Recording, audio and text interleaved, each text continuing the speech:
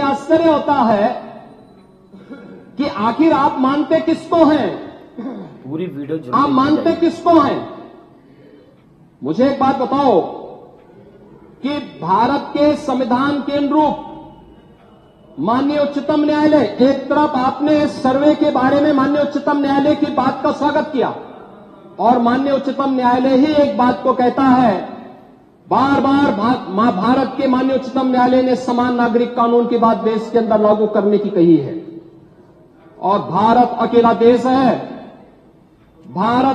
देश है जिसमें बहुसंख्यक समाज अपने लिए विशेष अधिकार की मांग नहीं करता है, बल्कि एक समान नागरिक कानून की मांग कर रहा है। और अगर एक माननीय न्यायाधीश ने, इलाहाबाद उच्च न्यायालय के एक माननीय न्यायाधीश ने उस समान नागरिक कानून की वकालत की, तो आप उनके खिलाफ महाभियोग का नोटिस राज्यसभा में दे दिए। या आपके दोहरे चरित्र को नहीं दिखा दो तो क्या है ये? आखिर दुनिया के अंदर यही हो रहा है, लेकिन भारत के अंदर बहुसंख्यक समाज कह रहा है कि साहब एक समान नागरिक कानून लागू करो। लेकिन अगर वही माननीय न्यायाधीश एक सामाजिक सांस्कृतिक संगठन के कार्यक्रम के दौरान इस बात को कहते हैं कि दुनिया के अंदर ये है, अगर भारत के अंदर इसको मांग करने की वकालत हो रही है तो बुरा नहीं। और माननीय उच्चतम न्यायालय बार बार इसके बारे में सरकार को कह चुकी है, लेकिन आप लोग उसमें एक तरफ उच्चतम न्यायालय के द्वारा सर्वे पर रोक लगाने का स्वागत कर रहे हैं, बुलडोजर की कार्रवाई पर दी गई गाइडलाइन का स्वागत कर रहे हैं। उसका तो स्वागत हमने भी किया है, क्योंकि उत्तर प्रदेश अकेला राज्य है जिसने बुलडोजर की कार्रवाई को अक्सरशः सुप्रीम कोर्ट की उस गाइडलाइन के अनुसार अंजाम दिया है, अक्सरशः। और इसीलिए मैं कह रहा हूं कि यही स्थिति है कि माननीय न्यायाधीश इलाहाबाद उच्च न्यायालय ने अगर वक्तव्य दिया समान नागरिक कानून के बारे में, तो समाजवादी पार्टी, कांग्रेस, इन सब के लोगों ने राज्यसभा में उनके खिलाफ एक महाअभियोग की नोटिस ही दे करके आप सच को मुंह जबरदस्ती बंद करना चाहते हैं।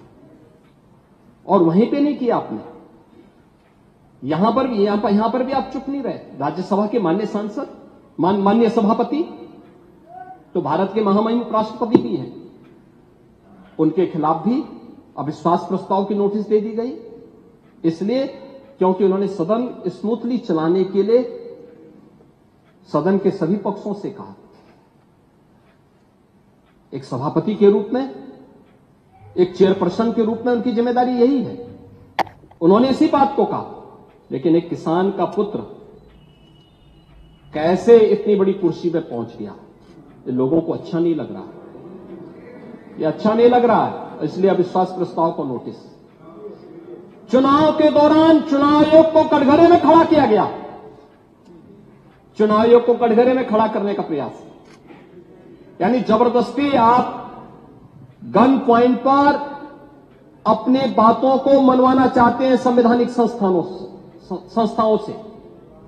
मुझे लगता है ये चरित्र अच्छा नहीं है, ये स्वस्थ लोकतंत्र के लिए अच्छी परंपरा नहीं है। हमें संवैधानिक संस्थाओं का सम्मान करना सीखना होगा।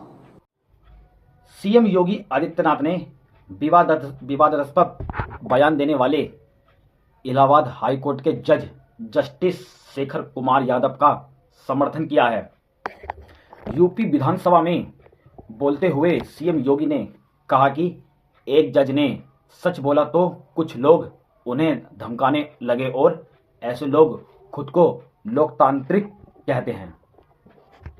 सीएम योगी आदित्यनाथ ने विवादास्पद बयान देने वाले इलाहाबाद हाईकोर्ट के जज जस्टिस शेखर कुमार यादव का समर्थन किया है। यूपी विधानसभा में बोलते हुए सीएम योगी आदित्यनाथ ने कहा कि एक जज ने सच बोला तो कुछ लोग उन्हें धमकाने लगे और ऐसे लोग खुद को लोकतांत्रिक कहते हैं।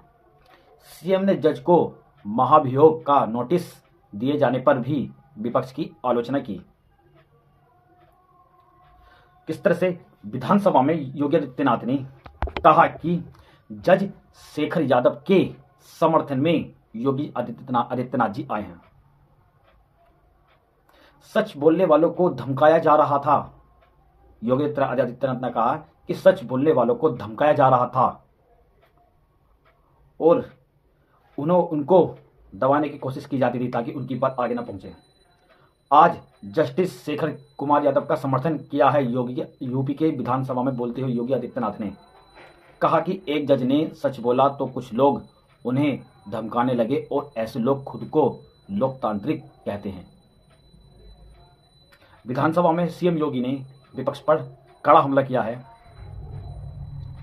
कहा कि हाईकोर्ट के जज जस्टिस शेखर कुमार यादव का समर्थन किया।